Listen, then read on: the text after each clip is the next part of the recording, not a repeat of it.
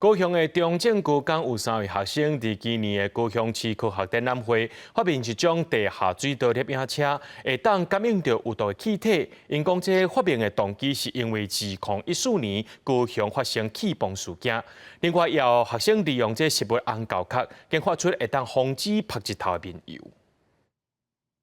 这台遥控车真无简单，车顶装摄影机，驶入去模拟地下管道，机器会当记录管线敢有破去，甚至感应有毒空气。中正高工电子科学生今年参加高雄科学展览，就是靠这台下水道摄影车得到第3名。因发明动机是2014年高雄爆炸事件，望透过科技的帮助减少灾害。研究一个车会使走咧水管内底。 用电脑看水管内底的情况。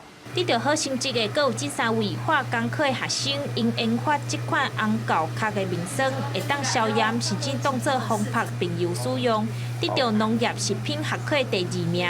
学生表示讲，因是全国头一个研发的。阮的皮肤消炎，阁会当防晒和抗氧化，因为阮有卡着讲，袂当用人。 来做试验，机会的话，我嘛会当去为这方向去做。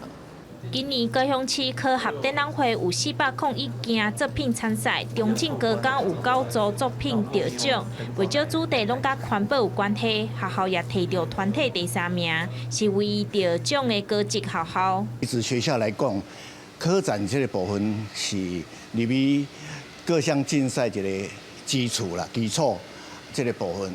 那学生的投入实在真好。学校表示讲，这届嘛有科技大学做伙斗相共，互高职的学生会当甲大学生交流，甲科学运用伫生活内底是真罕得的经验。记者钟义辉、邱昭勇高雄报道。